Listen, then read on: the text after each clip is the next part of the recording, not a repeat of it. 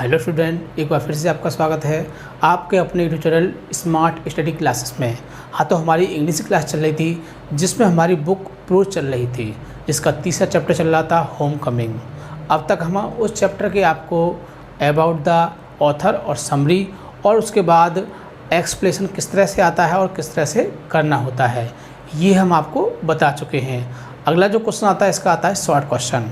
आपको एग्ज़ाम में 2 क्वेश्चन दिए होंगे और उसमें से आपको किसी एक क्वेश्चन का आंसर लिखना होगा, जिसके लिए पहले 4 मार्क्स दिए जाते थे, लेकिन अब ये क्वेश्चन 5 मार्क्स का आएगा, 5 नंबर का आएगा। 2 क्वेश्चनों में से आपको एक क्वेश्चन के आंसर देने हैं, ठीक है। तो जितने भी इम्पोर्टेंट क्वेश्चन होते हैं वो हम चैप्टर वाइज आपको कराएंगे। अब ये आपका तीसरा चैप्टर है, तो इसमें केवल 6 क्वेश्चन ऐसे हैं जो एग्ज़ाम में आने लायक हैं, इसीलिए हम आपको केवल ये 6 क्वेश्चन ही कराएंगे, क्योंकि एग्ज़ाम में आएगा तो इन्हीं में से आएगा, अदरवाइज़ क्वेश्चन नहीं आएगा। तो ये जो 6 क्वेश्चन हैं बहुत ही इम्पोर्टेंट हैं और हमने इन क्वेश्चनों का जो आंसर लिखा है वो बहुत ही ईजी लैंग्वेज में लिखा है, वो अपनी भाषा में लिखा है, जिनको आप बहुत ही आसानी से याद कर सकते हो बिना किसी दिक्कत के। आपको कोई भी दिक्कत, कोई परेशानी नहीं होगी। वीडियो को बार बार देखोगे तो आपको क्वेश्चन बहुत जल्दी याद हो जाएंगे। वैसे भी किसी क्वेश्चन के आंसर को 2 या 3 बार पढ़ लिया जाए तो वो याद हो जाता है, लेकिन वीडियो के माध्यम से और जल्दी याद हो जाता है। तो वीडियो को 2 या 3 बार रिवर्स करके देखोगे तो आपको शॉर्ट क्वेश्चन बहुत ही जल्दी याद हो जाएंगे। तो चलते हैं शॉर्ट क्वेश्चन की ओर, जो हमने इम्पोर्टेंट क्वेश्चन आपके लिए लिखे हैं।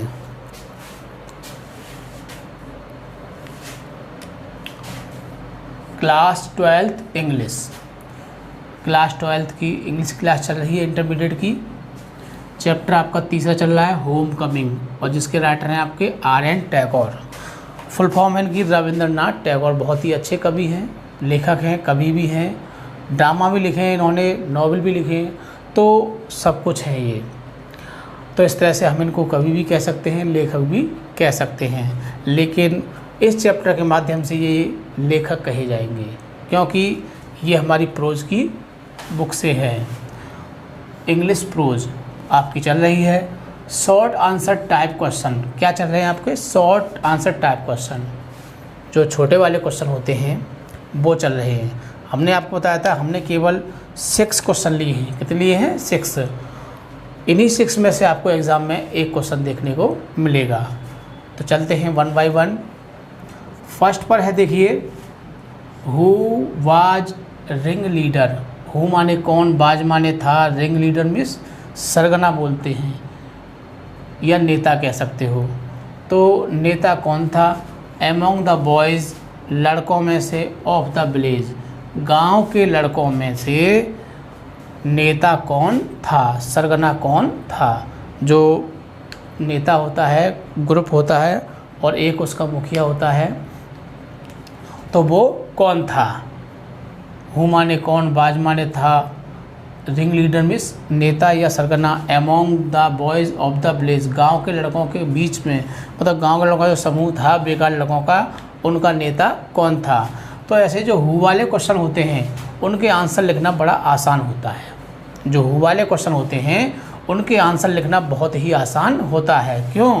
कि हु की जगह पर एक पार्टिकुलर वर्ड आ जाता है जो मुख्य शब्द होता है जिसके बारे में पूछा है।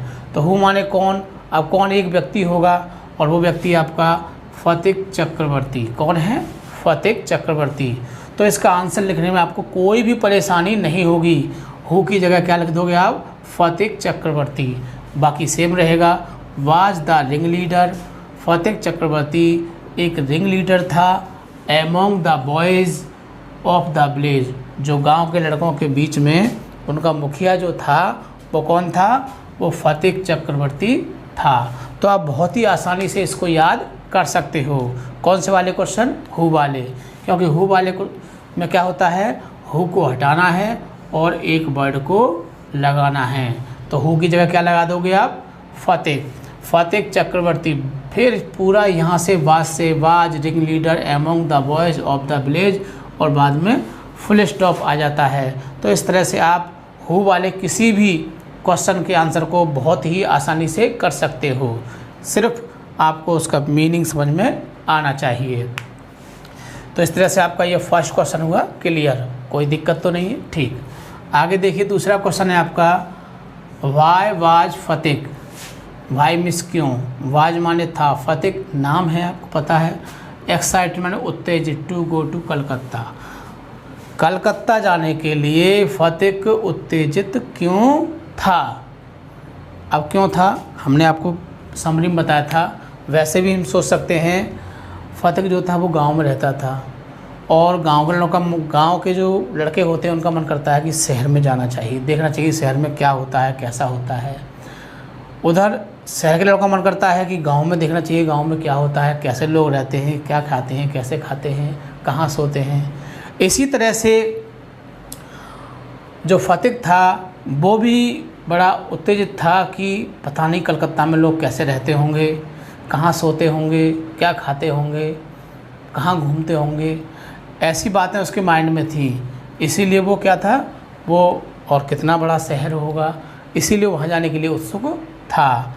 तो देखिए फतिक वाज कहाँ से लेंगे, फतिक से लेंगे, हम क्वेश्चन में से बना सकते हैं, फतिक से लेंगे, इस बाज को उठा के यहाँ पहुँचा देंगे। तो Phatik was excited to go to Calcutta, Calcutta तक हम सीधा सीधा ले आएंगे क्वेश्चन में से। कहाँ से ले आएंगे, क्वेश्चन में से ले आएंगे सीधा सीधा, बाज को उठा कर लगा देंगे फतिक के बाद, और फिर फतिक पूरा लेंगे, कहाँ तक ले आओगे, कलकत्ता तक। अपनी तरफ से बिकॉज लगाओगे, क्या लगाओगे, बिकॉज मिस क्योंकि। तो फतिक कलकत्ता जाने के लिए उत्सुक था, बिकॉज क्योंकि, ही लिव्ड वह रहता था, इन द विलेज कहाँ रहता था वो गांव में रहता था, एंड ही वांटेड और वह चाहता था, टू सी देखना, ए बिग सिटी और वह एक बड़े शहर को देखना चाहता था, इसीलिए वह कलकत्ता जाना चाहता था। तो बहुत ही आसानी से हमने वही वर्ड यूज़ किए हैं जिनको आप आसानी से लर्न कर सकते हो। आगे चलते हैं तीसरे क्वेश्चन पर। Who set down on the log, who माने कौन, देखो फिर हु वाला क्वेश्चन आ गया, एक ही शब्द लगाना है। Who set down on the log, उस लट्ठे पर कौन बैठ गया था। हमने आपको कहानी सुनाई थी बहुत अच्छी तरह से, बताइए कौन बैठा था, माखन। ठीक, तो हु की जगह क्या लगा दोगे आप, Makhan. Makhan sat down on the log. अब यहाँ तक आप लॉग तक खींच लाए, आंसर हमको थोड़ा छोटा सा लग रहा है, उत्तर जो है इसका बहुत छोटा लग रहा है, हम इसे बड़ा भी कर सकते हैं। तो क्या करेंगे, माखन कौन था, अब ये भी जानकारी हम दे सकते हैं। Who was the Phatik's younger brother, वो फतिक का छोटा भाई था। माखन उस लट्ठे पर बैठ गया था जो फतिक का छोटा भाई था। ही वाज वेरी जेंटल, वह बहुत ही सज्जन था। फतिक का जो छोटा भाई था बहुत ही सज्जन था, इसीलिए तो मना कर रहा था कि इस लट्ठे को पानी में मत फेंको, और वो न फेंकें उसे, इसीलिए उस पर वो बैठ गया था। फिर से देखिए, who set down on the log, उस लट्ठे पर कौन बैठा था, तो हु की जगह लगा दोगे Makhan. Makhan set down on the log, Makhan उस लट्ठे पर बैठ गया था। Who was the Phatik's younger brother, जो फतिक का छोटा भाई था। ही वाज वेरी जेंटल, वह बहुत ही सज्जन था। इस तरह से आपका ये तीसरा क्वेश्चन भी होता है कंप्लीट। आगे फोर्थ पर देखिए, फोर्थ वाला क्वेश्चन बहुत ही इम्पोर्टेंट है, इसको बहुत अच्छी तरह से लर्न करोगे आप। विच थिंग्स, कौन सी वस्तुएं, विच थिंग्स माने कौन सी वस्तुएं, वर माने थी, बिक्वाइटेड, विक्वाइटेड माने विरासत में मिली थी, टू माखन, माखन के लिए, बाई हिज ब्रदर फतिक, उसके भाई फतिक के द्वारा माखन को विरासत में कौन कौन सी चीज़ें मिली थी।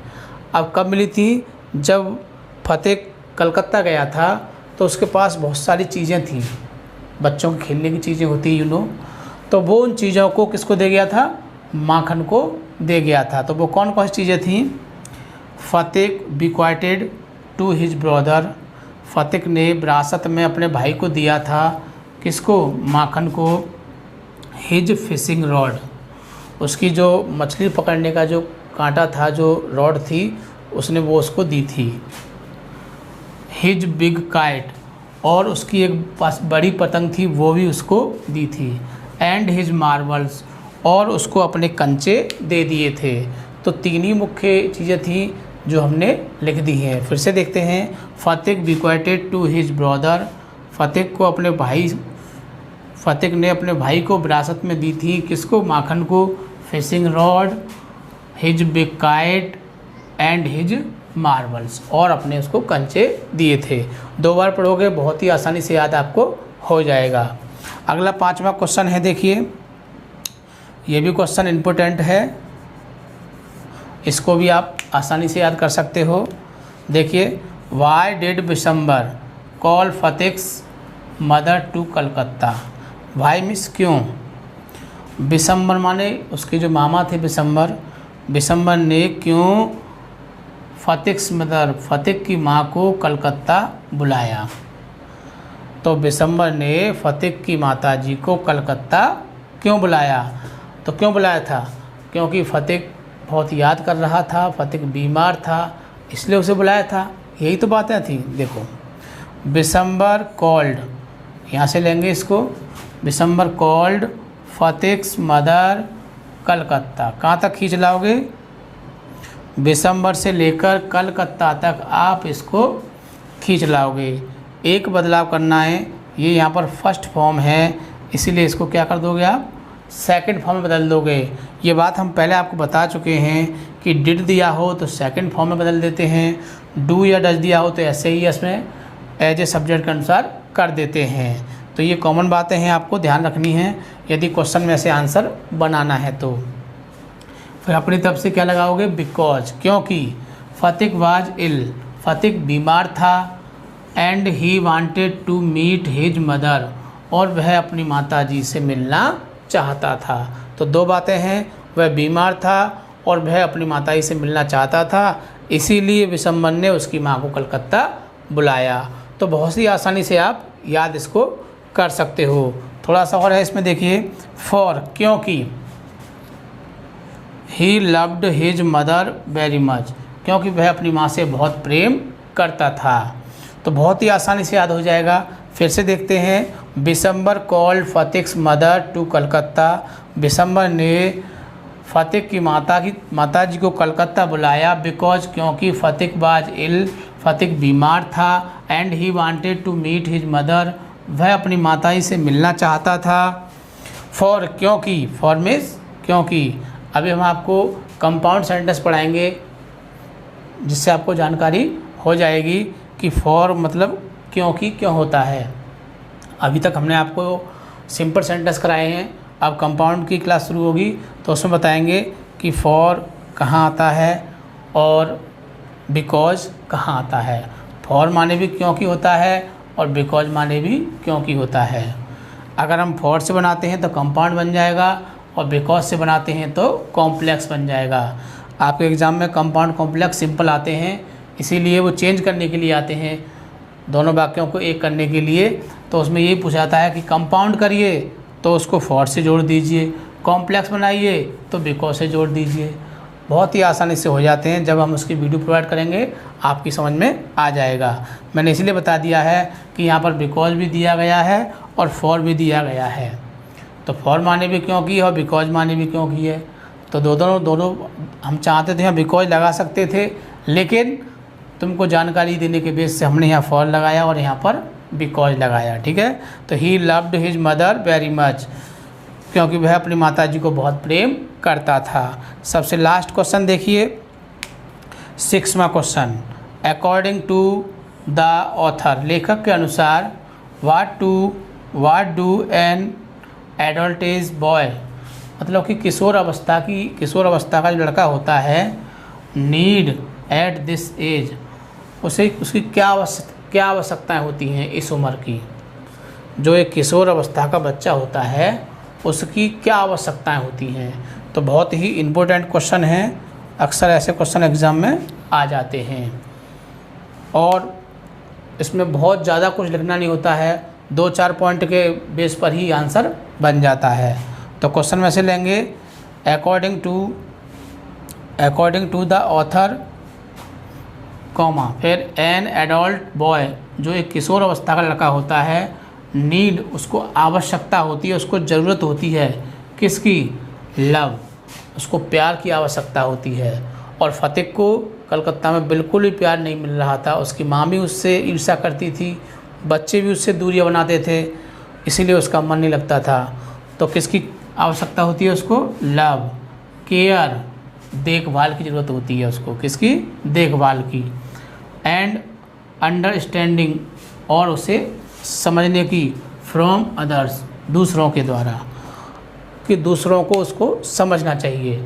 अगर किसी भी व्यक्ति को, किसी बच्चे को ये चीज़ें मिलेंगी तो वो बिल्कुल भी नहीं ऊबेगा, वो हर जगह रह सकता है। कौन सी चीज़ें होती हैं, love, care and understanding from other.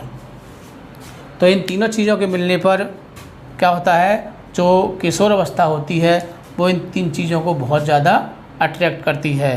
यदि ये 3 चीज़ें न मिलेगी तो बच्चे का उस स्थान पर बिल्कुल भी मन नहीं लगेगा। तो ये थे आपके 6 शॉर्ट क्वेश्चन, जिनको हमने बहुत ही इजी लैंग्वेज में, बहुत ही छोटे छोटे सेंटेंस के माध्यम से कराया है, ताकि आप इनको बहुत ही अच्छी तरह से याद कर सकें। हम चाहते हैं कि आपके मित्र भी इस चीज़ को अच्छी तरह से समझें, इसीलिए आप हमारी इस वीडियोज़ को ज़्यादा से ज़्यादा शेयर करोगे, सब्सक्राइब करोगे, ताकि वो भी इस चीज़ का फ़ायदा उठा सकें और हम जो चाहते हैं वो हमें प्राप्त हो सके। हमारी इच्छा होती है कि आप 90+ से ऊपर जाएं, और जब आप 90+ से ऊपर जाओगे तो आप हमें याद करोगे कि हाँ सर ने अच्छा पढ़ाया था, और दूसरे भी याद करेंगे। इसीलिए हमारा उद्देश्य होता है कि आप हमारी वीडियोज़ को ज़्यादा से ज़्यादा शेयर करें। ठीक है, थैंक यू, जय हिंद, जय भारत।